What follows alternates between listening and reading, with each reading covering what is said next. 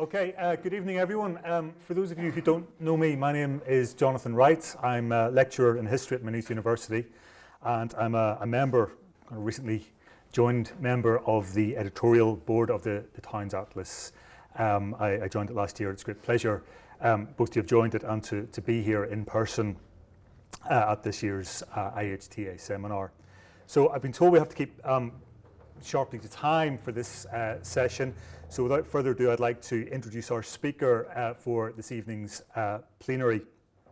And I imagine he requires very, very little introduction to this audience. Our speaker tonight is, of course, David Dickson. David is Professor Emeritus of History at Trinity College, Dublin. He retired from Trinity in 2017. And I asked him earlier today, David, how long were you actually at Trinity College for? And he said with what is quintessential Dixon understatement, a wee while, he said. During that wee while, David mentored a whole slew of PhD and postdoctoral students, your present chair included, and published a whole range of significant and in some instances agenda-setting publications. David has a long-standing interest in Irish urban history, I suppose first reflected in his editorship of the 1988 collection, The Gorgeous Mask on Georgian Dublin. More recently, he published Dublin, The Making of a Capital City in 2014, and of course, just last year, published The First Irish Cities with Yale University Press. So David's title this evening is Writing Irish Urban History, the Sunny Uplands and the Shadows Below.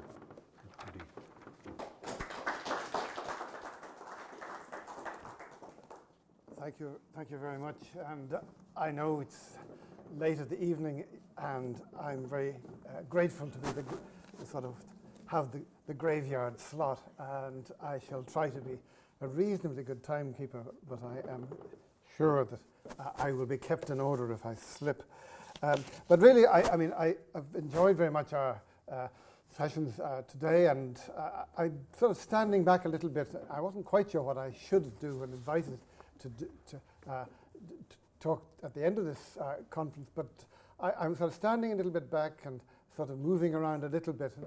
There's only a couple of instances where I'll be using other people's maps, albeit none of the with none of the kind of technical sophistication that you've been seeing from more technically minded performers earlier.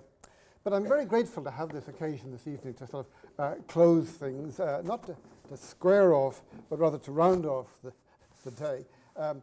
I've no claim here to be a member of the Atlas. I'm a consumer, not a producer. I'm not even a historical geographer, despite once co-teaching a course with the great late John Andrews, nor am I really comfortable at describing myself as an urban historian, despite the two or three books that Jonathan has kindly mentioned. Someone once labelled me a hinterland historian, in terms that was coming up before the break. So I'm happy with that notion.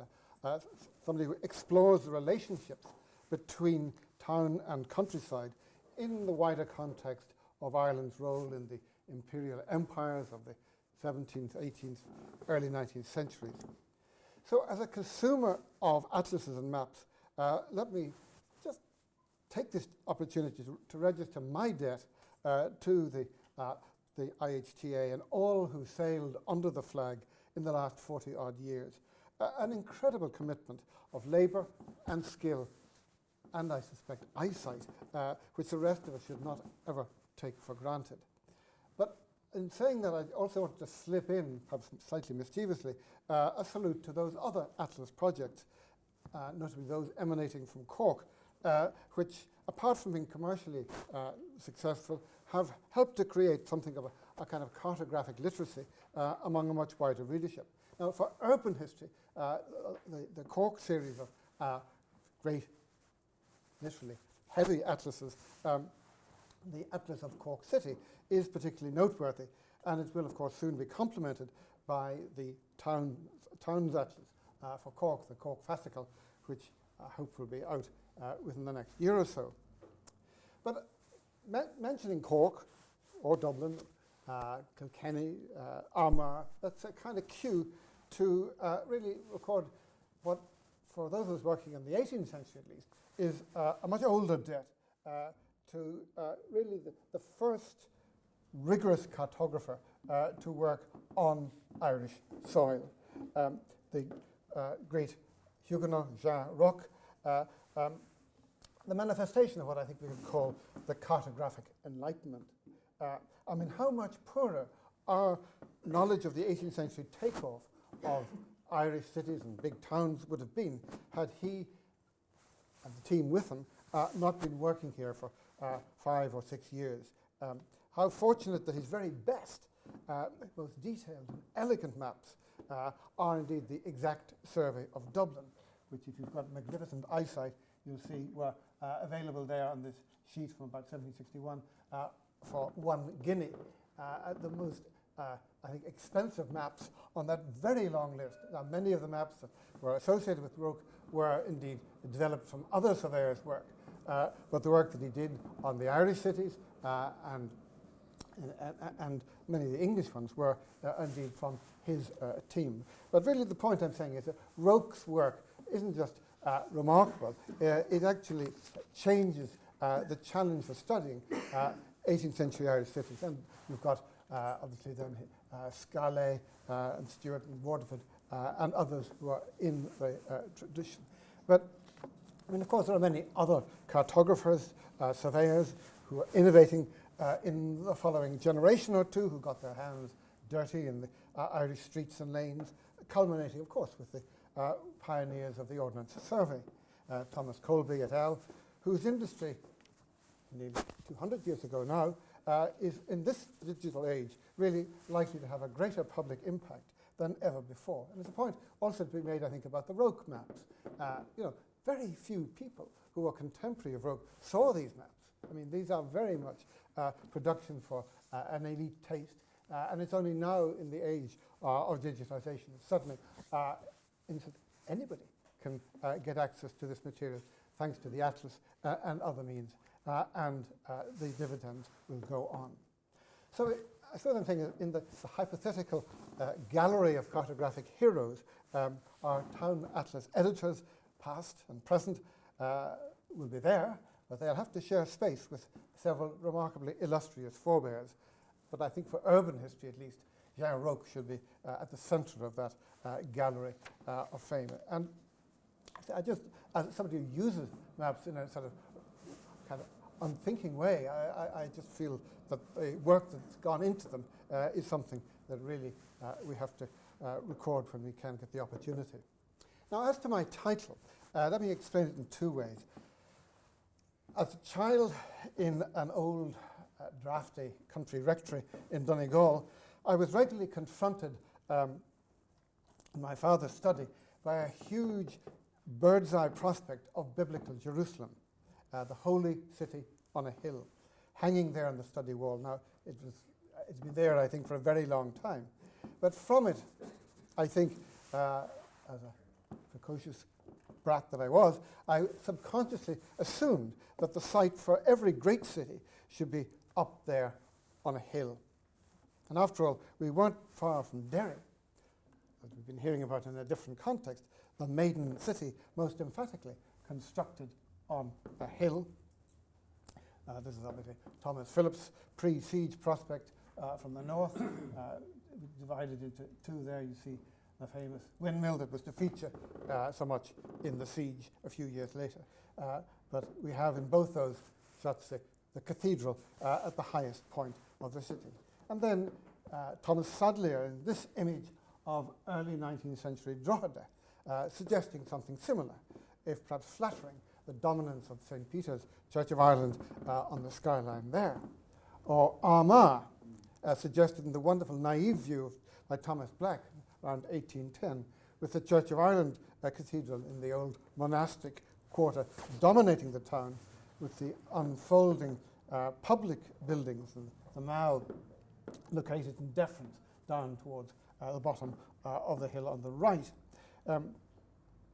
Or Kilkenny, there seen from the south, with the cathedral and the round tower in Irishtown dominating Mitchell's panorama of the city in 1760, albeit I know you have the castle there on the left, but the cathedral is much further away. And the suggestion, obviously, with the way the picture is framed, is to emphasize the centrality of that highest sort of set of church buildings in the distance.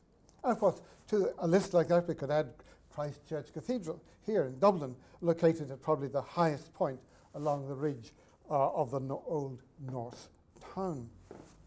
Now, I'm here really just taking up a suggestion made more eloquently by Rachel Moss in her recent contribution to More Maps and Texts, noting how towers and steeples, always costly and architecturally challenging to construct, dominated the medieval skyline, often exploiting the highest ground and thereby reinforcing the message as to the locus of power and prestige to those entering the city or town. And if we fast forward for a moment to the 19th century, we can relate this to the great Battle of the Steeples, principally played out between the Church of Ireland and the Catholic Church, that aimed, amidst much else, to capture, to dominate the urban skyline, something, as one architectural historian has called it, something of another 100 Years' War. Who is going to control the skyline? Well, to return to the pre-emancipation era, Irish cities were, with the exception of Kilkenny, they were ports, trading points on navigable tidal rivers close to the open sea. Drogheda may have seemed like a city on the hill a moment ago, but like other ports, the business of the town was down the hill, close to the quay.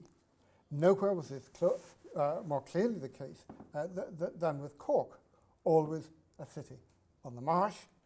But in the late 17th and early 18th centuries, it was on the reclaimed mud banks of the Lee, not the old medieval city, and certainly not on rising ground, that literally hundreds of elegant brick houses, public buildings, were springing up. By contrast, Cork's cattle and butter markets and the slaughter yards were on the higher ground of Blarney and Mallow lanes. Taking there John Butt's famous view of 1760, but just taking the section looking across in the direction of Shandon, the area where later it was all breweries and more. But the point I'm really making is that the highest ground in Cork at that point, 1760, was associated with the kind of activities that those with money wanted to still stand well back from. But then, from another angle, height still mattered in Cork. It still matters on the banks of the Lee if we consider the elevated location of the 180-odd suburban villas that were built over the harbour from Sunday's Wells down to the Glanmire Valley in the later 18th and 19th centuries. Some of them discreet, at least once the trees grew up, many of them deliberately visible from afar. And here with Dublin, the city's contours always mattered. Back in the Restoration period, the first great houses on St. Stephen's Green looked down onto the streets behind us, down onto the streets and lanes to the north towards the Liffey. As you walk along Nassau Street, look through the railings into Trinity, and notice, of course, that in fact Nassau Street is on an artificial elevation. There is quite a descent from here to there. Then in the 1720s and 30s, the great terraces are erected on Henrietta Street, also known, of course, as Primate's Hill, were attractive precisely because they looked down on the workshops, on the smoke and smells of Smithfield and Norman markets nearer the river. And half a century later, the last of the great private speculations on Dublin's 18th century north side, Mountjoy Square, was even more carefully sculpted to exploit the highest ground on the great Gardner estate. Here you have the plan for the west side of the square that in the 1780s it was, of course, not built in that form, but it is perhaps the high point of urban design in the late 18th century. Now, in all those cases, Stephen's Green, and certainly Henrietta Street and Mountjoy Square, you could say that they were trading an assured water supply available at lower levels for cleaner air and greater space. Now, of course, commanding height in our own times can be achieved on any site, thanks to the wonders of concrete and steel and glass, even in the most marshy locations. Witness Belfast's Obel Tower, or near here, Montevedro, and the great high-rise cluster now transforming Dublin's Civic and docks, or the proposed 34-storey behemoth planned for Cork's Custom House Quay. All of these giants are on reclaimed land, or you might like to say on borrowed land from the sea. It would seem that height still tells us something about power and prestige in contemporary cityscapes. Now, these remarks of the last few minutes about height, it's just been one line of thought that I've had on a rereading of the Atlas fascicles and the accompanying essay collections. I'm not sure when or why the Atlas team took the decision to publish these ancillary essays, but we are all the beneficiaries of that decision. I wonder whether the editors of other decades-long projects like the New History would ever have given contributors and critics open season to review the work in progress in this way. Almost certainly not. But I just salute that decision. And I think the 40 or so essays in maps and texts and more maps and texts are a great teaching resource, and they prompt fresh thoughts about how best to capitalize on the project and on the absences, the shadows that perhaps inevitably remain. So I want to just touch on a few such sort of shadowy areas as we try and conceptualize Irish urban evolution over the long run. Now, the thing that got me thinking, turning the pages of the maps and texts and some of the fascicles again. Now, a great deal of the interpretive discourse in the atlases focuses on urban origins, perhaps at the expense of later moments of great disruption, of great discontinuity. Now, we can't map disruption, but we can perhaps devise ways to compare the before and after in spatial terms. Well, what am I thinking about here? Well, for starters, the great disruption that was the destruction of the monasteries, the former engine rooms in most medieval Irish towns. This came up in Bernadette's talk earlier, in terms of the monasteries being hostels or the hotels of medieval Ireland. Now, the social and religious impact of the dissolution may have been muddied and slow to have a tangible impact, but decisions in the 1540s as to the allocation of monastic real estate in and around the towns had enormous bearing on the distant future. Thus, where urban corporations received at least some monastic land, as is the case with Kilkenny or Dublin, this left open future possibilities for greater public agency in the centuries ahead to determine location and juxtaposition of public buildings and public institutions. In other words, in the case of Dublin, having, if you like, Dublin Corporation, having received the All Hallows site, nearly half a century later, they were able to accommodate the Elizabethan University. And that, of course, had a domino effect lasting centuries. And incidentally, of course, Dublin Corporation is still the ground landlord of Trinity College. Please note. Where the monastic land passed entirely into private hands, as we were hearing this afternoon in relation to the Sexton lands around Limerick, whether to Old English merchants or New English carpetbaggers, that also shaped the future when urban growth eventually took off a century or two later. Now, mapping urban property as it evolved from before the dissolution down to the 19th century is challenging, even in broad outline, which is arguably all that we really do. but it could be done for most Irish cities and has already been partly done for Dublin by notably Nuala Burke and Edel Sheridan. And this is a version of one of Edel Sheridan's splendid maps from her work. But we need more maps, including ownership patterns in what become the future suburbs. To take a more straightforward example, in order to understand the peculiar growth patterns of Derry City, it would be greatly helpful if we had an interpretive map of what was Irish society property, nearly everything inside the walls, what was bishop's land and church land immediately outside, and who owned the waterside across, in other words, Dublin scale and all that, who owned the waterside, the new suburb created when the Foyle was first bridged in 1791. Which leads us on to that recurring and opaque question of agency. Were ground landlords the critical moulders and shapers of early modern, of early urban development here? It's an issue, well, an issue that's suddenly taken perhaps new focus when we're talking about the National Maternity Hospital. Do ground landlords matter when there's a 299-year lease or whatever? Well, through the fascicles and the contributions to maps and text, one finds differing assessments of what we might call proprietorial agency, reflecting the fact that there's no one simple story. The role of the big monastic foundations in shaping several medieval Irish cities has rightly been given a new prominence in Atlas contributions. But several contributors have downgraded the capacity of later private landowners to determine the evolution of their urban estates.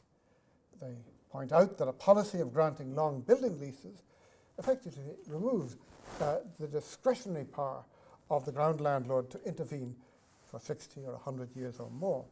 And there's no better example of this, not far from here, in the southwest of the old city with the Meath Liberties. That huge Augustinian estate acquired by the Brabazons in the mid-16th century, and which was vigorously developed as the city's greatest artisanal quarter more than a century later. There were then in the 1670s and 80s top-down decisions taken by the Meath that really mattered. But most of their new sort of tenant builders on the estate, creating places like Newmarket, acquired very long lease terms or perpetuity terms, so that after another century, as the estate became more and more overbuilt and congested by 1800, the Brabazon Meaths had little power or incentive to intervene except over such matters as water supply. By contrast, on Dublin's southeast, the even older Fitzwilliam Pembroke estate only became an active zone of suburban development in the mid-18th century, and control then by the owners was, I think we can say, prudent, strategic, and far more rewarding for them than for the latter-day Brabazons. As Fionnuala O'Kane, Eva Cawley, and others have shown, the Fitzwilliams and their successors were fortunate in retaining the services of a remarkably dedicated family of estate managers, the Fagans, in which women featured more than men, for more than half a century. The fact that the Herbert Pembrokes, who inherited that estate in 1816, were very wealthy in their own right, was a further factor allowing the estate to be managed in a strategic manner down to the 20th century, even well into the 20th century. Now, there are parallels on a smaller scale in other towns, in state towns particularly, where English wealth lubricated, or at least permitted, sustained Irish urban development. The Devonshires and Dungarvan, as we'll be hearing about later this evening, the Shirleys and Carrickmacross, the Hamilton Josselins of Dundalk, and of course the Chichesters and Belfast, and Carrickfergus. Well, as Raymond Gillespie's work in Belfast has highlighted, there was an extraordinary contrast in the fortunes of that town of Belfast between the early and late 18th century, which can in considerable part be attributed to changes in the proprietorial regime. In other words, from a time of intensely conservative management, while the fourth Earl of Donegal was alive and incapacitated, to the boundless energy of the fifth Earl, helped by canny estate managers, when leases, attractive to builder speculators, were on offer, and estate funds were laid out on the Lagan navigation, on the town's new Episcopalian church, and on other projects. Projects that did not pay dividends directly to the estate office, but they helped, certainly, if you like, the wider development of the estate. And the fact that the Fifth Earl's deep pockets were open at precisely the time that there was a kind of regional upturn in the economic fortunes of the Belfast region certainly helped. Yet we shouldn't be blinded by these instances of energetic top-down development, because in the wider history of large towns and cities, landlord intervention was, shall we say, anemic. A good counterexample would be Sligo, Sligo town, where the long-surviving Wynne dynasty, despite living in the delights of Hazelwood on the edge of the town, invested remarkably little on their urban estate.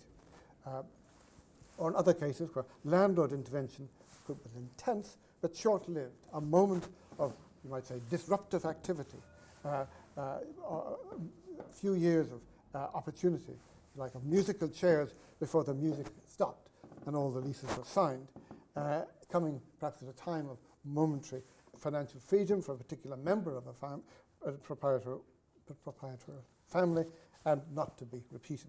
One generation's largesse was no guarantee that the next generation would not be in financial crisis when liquidating assets overrode all other concerns.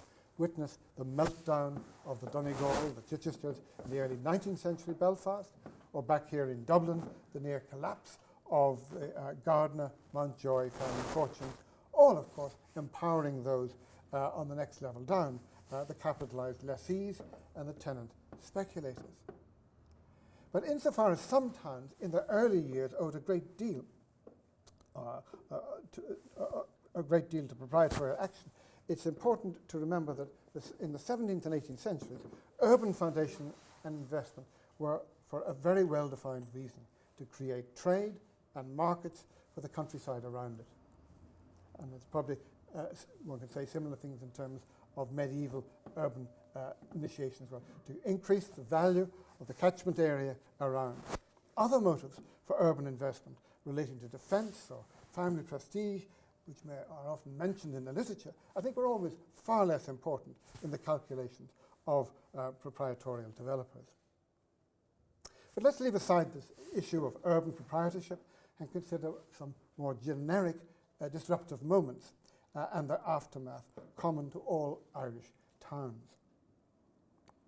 In the 17th century, there were the incidents of siege warfare inflicted on nearly every large Irish town, which could be horrific, and the new age of artillery was always destructive.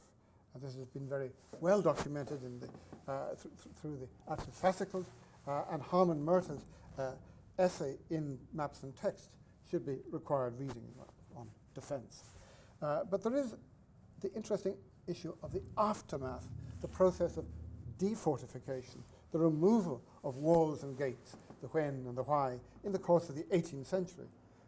Raymond Gillespie has made the slightly mischievous suggestion that town walls, at least new 17th century town walls, had perhaps been symbolic, things for prestige, as much as or more than defensive, even in the case of Derry. And we're looking up Shipgate Street to the post-revolution town hall, ancestor of the Guildhall, a view from about 1799. Now, does such considerations perhaps help explain why the walls in Waterford, untouched by war, started to come down so quickly after 1700, and why in Derry they never came down at all? The different strategies of defortification certainly require closer inspection. But I suppose the most obviously common great disruption in the history of modern Irish towns was the Great Famine. The 1840s as a whole marked the end of that 200-year-long cycle of urban growth, the end at least outside of East Ulster, the final chapter in the long decline of old-style urban textile industries. again outside, apart from East Ulster. The first intrusion of the trunk railways into larger towns, the exponential growth of institutions of welfare, workhouses, the hastening of a radical redistribution of private wealth between city residents and suburban residents. So 1840s, for all sorts of reasons, are terribly important. So if you look, not at one of our atlases, but you look at the Cork's Atlas of the Great Irish Famine, in its 680 pages, it only manages a short 14-page essay on the impact of the famine on towns and cities. But I would add quickly that that essay by Willie Smith is a brilliant piece, a brilliant call to arms, bristling with questions. Just to take two of his maps taken from it, I apologize, I made a bit of a mess of this, but anyway, it's really just to alert you to the importance of that little essay, which is his working of the 1841 and 1851 census, looking in the first case at the level of decline of, the growth of manual labour in Irish towns and cities between 41 and 51. In other words, a measure of sort of, if you like, deindustrialization. And the other map, side by side, which is looking at the decline of the numbers of families of vested means, census term, or dependent on the direction of labour, a proxy in Smith's analysis for the devastation of the emerging bourgeoisie, his words, devastation of the emerging bourgeoisie as a result of the collateral effects of the famine. In other words, the middle class impact of the famine on those who had to pay soaring poor taxes, and the particular cohort likely to have been affected initially by emigration, not at the end of the famine, but in the early years. So I'm just really saying that it is quite striking that the famine doesn't feature more in a lot of the towns and cities don't feature much more in sort of famine historiography. The striking contrast between the many medium Irish towns that lost population, up to a quarter of the numbers between 41 and 51, is in contrast with the cities, which in, I think, all cases either held their own or increased. But that doesn't tell us very much. It's only really a reflection of the location of institutions, notably the workhouses. But I think looking at those population movements is something, even with the printed sources, we can take much further. But if you look at the manuscript material, there's a great deal that could be done using extant poor law admission registers, where they survive, to look at the catchment areas of those seeking urban relief, and the comparative outcomes, medical and otherwise, for local versus migrant inmates in the town workhouses. Moving beyond that transformative decade, there is a challenge of how to map the longer-term impact of the famine in an urban setting, tracing how Irish towns, or at least the centre of many Irish towns, declined, sort of emptying population in the next half century until the era of municipal intervention and social housing. Now, Howard Clark and all those who studied long-term decline in late medieval European towns no doubt know how this might be done. But this story of urban decline or stasis is a chapter in itself. Now, focusing on the 1840s introduces another, if you like, metaphorical shadow, the challenge of locating the poor, the underclasses, in spatial terms at any period, whether clustered in medieval caverns, clustered around the town walls, or ribbon development along the outer arteries of 17th and 18th century towns, or the later colonizing of city lanes, yards and gardens in once fashionable inner city neighbourhoods. We know this is happening, but how to map it, how to locate it is difficult. The point well made by several contributors to the Maps and Texts series, with suggestions, for instance, of a much closer analysis of the valuation data, mapping the gradations of poor to very poor quality housing in the mid-19th century, in the Griffiths valuation, would tease out issues touching on public health and perhaps reveal the social hierarchies between the working classes and the destitute. I'm not sure how far the valuation data will get us to do this, but the effort is certainly worth trying. Now, part of the problem, one highlighted by that great mid-19th century Dublin reformer and statistician Thomas Willis, was the restlessness the restlessness of the inner city urban poor, that constant movement between tenements and rooms that no fiscal snapshot was ever going to capture. And it's only with the household census data that we have, obviously 1901, 1911, that we can really hope to explore that. And that's a point that came up in discussion earlier in the afternoon. But I mean, if we're going down to the micro level, one of the things I think we want to know is this issue of movement and the level of movement. Who is moving? Who are those who stay from generation to generation at the same addresses? Perhaps the best strategy for probing the spatial patterns of earlier urban poverty is to drill deeply into the residential history of small communities, single streets perhaps, where data may exist to allow some measure of reconstitution. Maybe I'm being optimistic. Well, we've got this far without invoking the C word, colony. In the grand European scheme of things, the Towns Atlas has always seen itself, rightly, as quintessentially European in design and mission. But the history of Irish urbanization, as seen from the outside, is naturally linked to the long history of English colonization and the attempted cultural absorption of this island. Where then did Irish urban development fit into the rise and fall of the medieval lordship?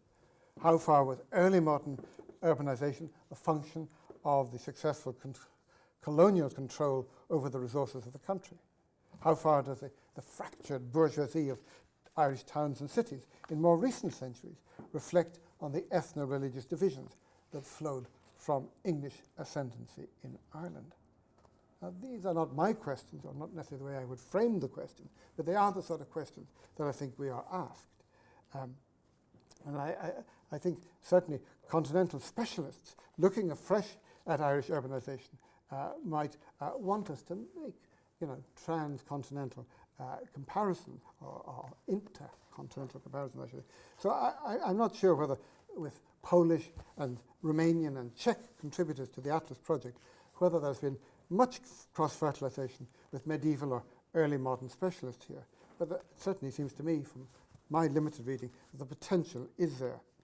And what I'm really saying is, can we see issues of division, of mixing, of gradation of space along lines that touch on the political sort of grand facts of life. And I suppose what I'm asking here is whether there could be a sort of cartographic response, at least in post-medieval studies, to the work like that of the late Tony Hepburn in his underrated book, Contested Cities in the Modern World, a book which explored unstable urban ethnic conflict since the 18th century, from Prague, Gdansk, Trieste, Montreal, and Belfast. And he searched for an explanation of the contrasting outcomes. Well, in a very particular way, I suppose we could say that the mapping of religious demography in Irish towns and cities would be relevant here.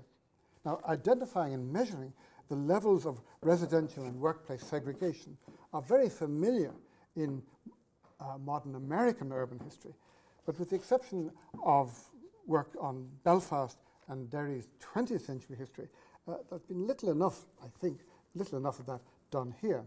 Now, of course, 1901, 1911 have been quarried, most notably by those looking at Jewish demography and Jewish settlement patterns in Dublin, Cormac O'Grada, and Cork.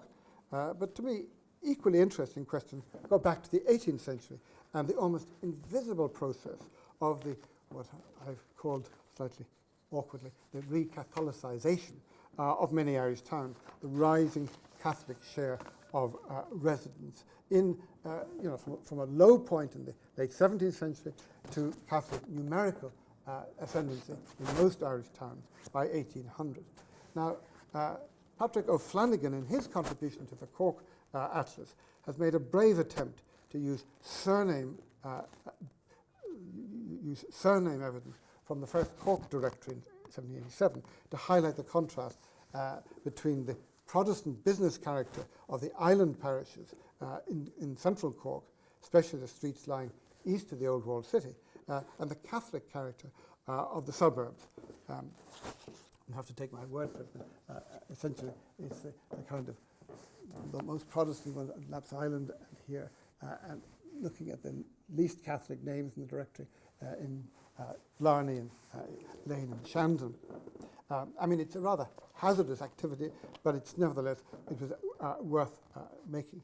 And his findings are certainly borne out in the 1766 religious data, which has just been published for many parts of the country in the Irish Manuscripts Commission's new publication by Kennedy, Gurran and Miller.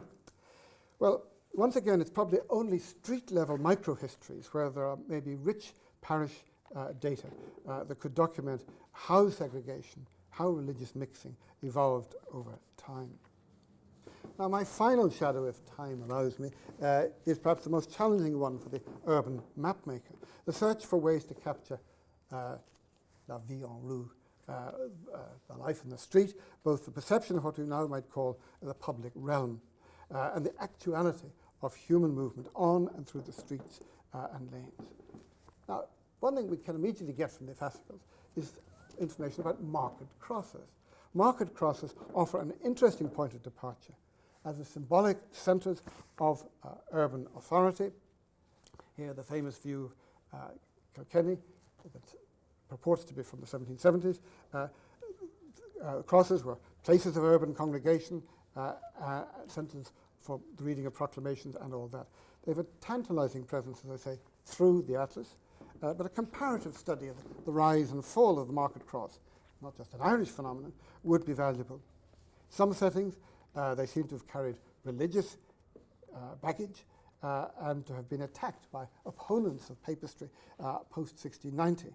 In other towns, including Kells, they were only installed as necessary urban infrastructure in the early 18th century.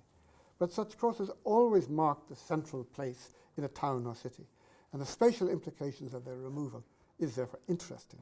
Some were reportedly removed because of traffic obstruction. What happened to these crosses? Where were the replacement central places, like post offices? Well, a very different approach to mapping identity is to try and establish the geography of public ceremonies. In Dublin's case, the routes of public parades by mayor and aldermen, the riding of the franchises, the opening of Parliament, the arrival and departure of viceroys, etc. And even more revealing would be route maps of political funerals, whether of establishment heroes or oppositional figures. Here in Dublin, from the first political funeral of the 1770s, with Charles Lucas being carried through the city to St. Michan's, down to the 1860s with the finely choreographed and vast Fenian funerals that were shepherded through the city and out to Glasnevin. And these processions never, ever took the shortest route. Now, much wider issues relating to crowd behaviour and life on the street have been explored in a number of very important bits of recent publication on recreation, on riot, notably the work of Jimmy Kelly on sport and food riots, Tim Watt, who sought to reinterpret popular protest in the 18th century, specifically in Dublin. But with my time ending, I just want to focus on one other such study that came out in 2019 on civic identity in the public realm in Belfast, produced by Sean Connolly and Dominic Bryan. They argue that from the 1780s to the 1840s, civic recreation for most townspeople there took place outside the town, up on Cave Hill, in the Point Fields to the north of the town, or on Queen's Island before Holland and Wolfe. More proximate spaces, notably the ample grounds around the White Linen Hall, thanks to the Fifth Earl, were protected as the domain of polite society. Botanic Gardens, no, they were restricted to members. So elsewhere, the rough and unregulated character of open spaces was the accepted consequence of the growth of the town. Then from the 1840s, this began to change. The construction of a series of public buildings and of the town's first wide streets, creating space for crowds and processions and holiday riots. And with this, a more visible police presence and the greater surveillance of public spaces and public behaviour. And in parallel with growing residential segregation, a more uniformly conservative corporation began to exert greater control over public space. They suggest, and I think it's very convincing, that from the 1870s, the first era of the fife and drum bands and football rivalries stand out as a trend-altering decade. What with the repeal of the Party Processions Act in 1872, leading to some of the worst July riots, and as a consequence, orange and green parades being banned, and then that was shelved, reimposed, then challenged by the shipyard workers, who secured a volte-face at the end of the decade, after which time marching by the loyal orders was permitted along all principal streets of the town. The new custom house became the principal ceremonial centrepiece. But of course, that was not the situation for Catholic nationalist groups, whose annual great parade on Lady Day in August, starting in Smithfield, went in the opposite direction, rarely trespassing the city centre, but threading westwards out of Belfast to Hannahtown on Black Mountain.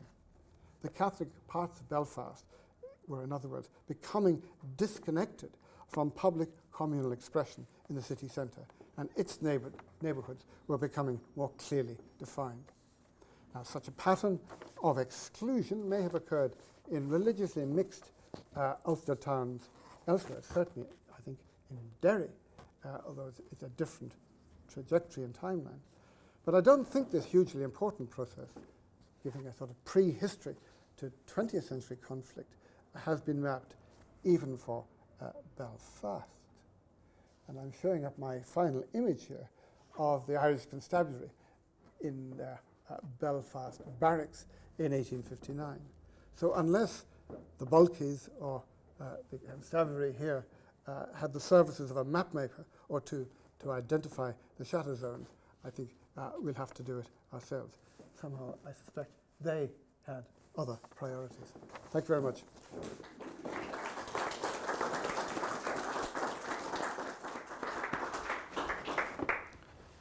Okay, thank you for that fascinating paper, David, which was really broad-ranging and which shows us really where the cutting edge, I think, of current research is, but also opens up a whole range of possibilities and challenges as to where those of us interested in mapping and analysing Irish urban spaces can and should be going. We have 10 minutes for questions, so I'd like to open things up to the floor. Yep.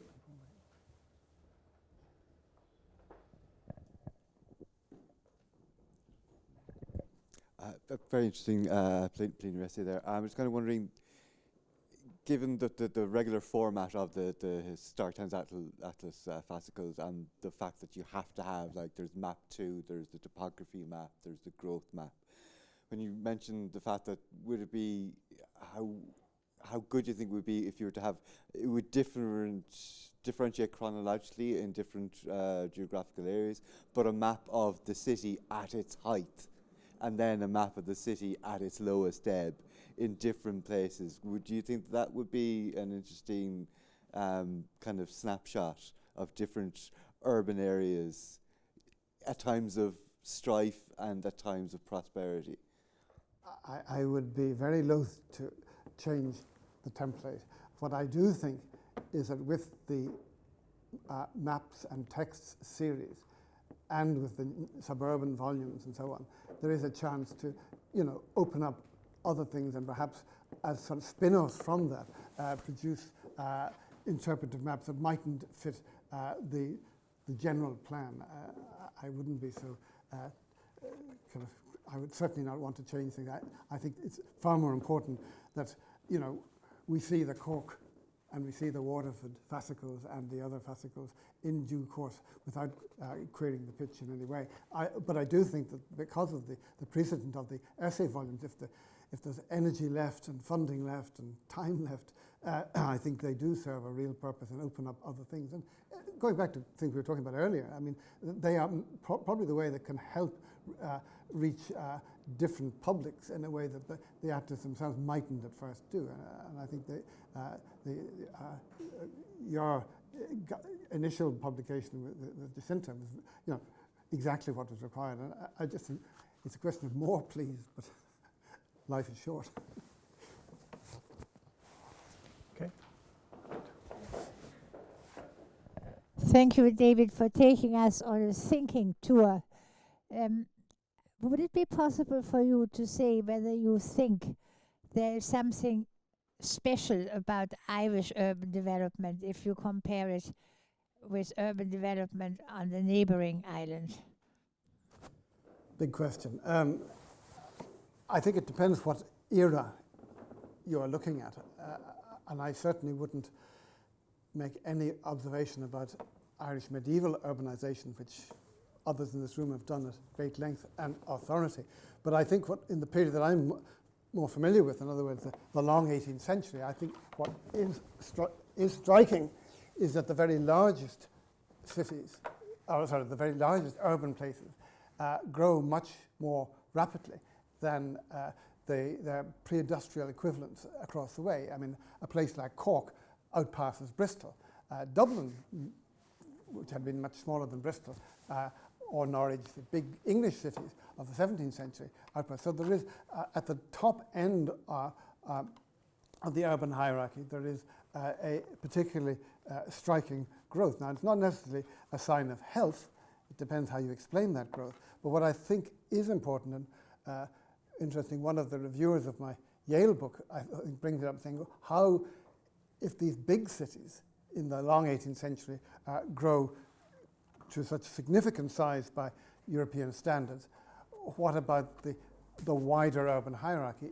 Is there something of a kind of a delay or even a failure of urbanization further down? And how do you explain, even in relatively wealthier parts of the country, a more anemic urban pattern?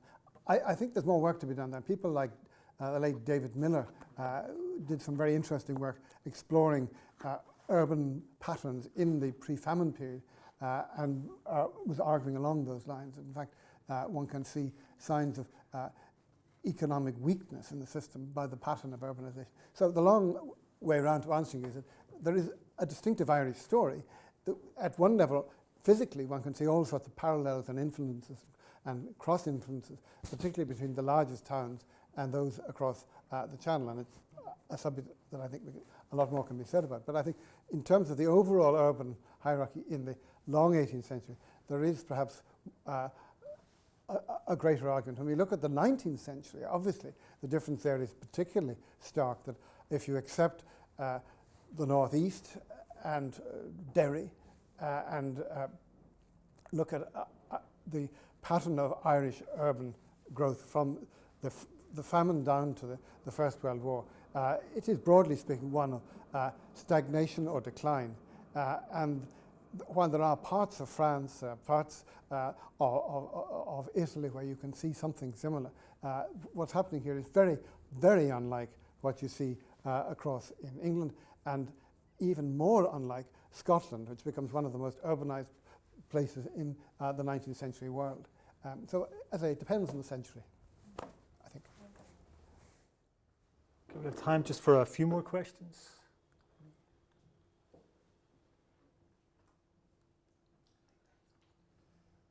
David, perhaps if I can ask you one. I was struck that at a couple of points you mentioned, the possibility and the possible utility of micro-studies. For example, thinking about the experiences of the urban poor, such a difficult community to get to grips with.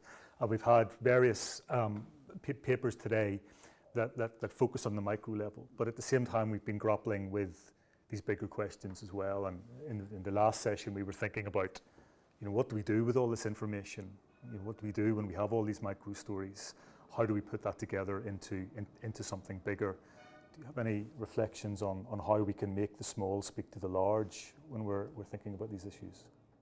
It is challenging, and I mean, and in trying to look at, if you like, the life of not just of the marginal, but what would have been called then the working poor, it's always going to be difficult to go into the kind of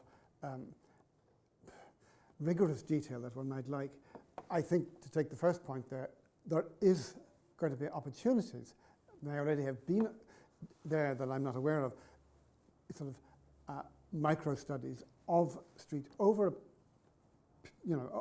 in the period leading up to, but not taking the famine, and not taking the from the mid-18th to the early 19th century, before we have, tithe plot, and before we have valuation, where because of the survival of other kinds of source, be the estate material, parish material, material to do with, let's say, compulsory purchase for the wide streets, things like that, where we can actually build a much more 3D picture of, a particular urban community, out of which questions, out of which ideas will flow. So I think the microhistory done rigorously with good material, and of course using the registry of deeds where possible, although that'll only take one so far. But I think particularly in terms of this issue of the changing religious makeup of certain streets, and the way in which some streets become kind of are clearly much more variegated in the types of occupations they have, and then that's lost a generation or two later. I mean, I think a few in-depth studies of such areas would be very, very much worthwhile. But how does, if you like, the small speak to the large? I think to some extent the justification must be taken from the finding of these small studies. But I mean, I have one or two sort of targets in mind myself, and I'm sure others do too. But I think it would always be to try and chip away at some of the larger uncertainties, particularly over things like migration, movement within the cities, and patterns of communal activity, and the extent to which even going out to Donnybrook was something that was selective or universal. And I think if one can build up through various sources, a picture of a smallish segment, and it's going to be difficult, but there are a few opportunities. I think it might be quite revealing. Okay, well, according to my watch, that brings us up to 1 minute to 6, and I've been told strictly to keep on time. So I think we'll thank David again for his fascinating keynote, and thank all the other speakers for the contributions today to what's been a very, very stimulating seminar. Thank you.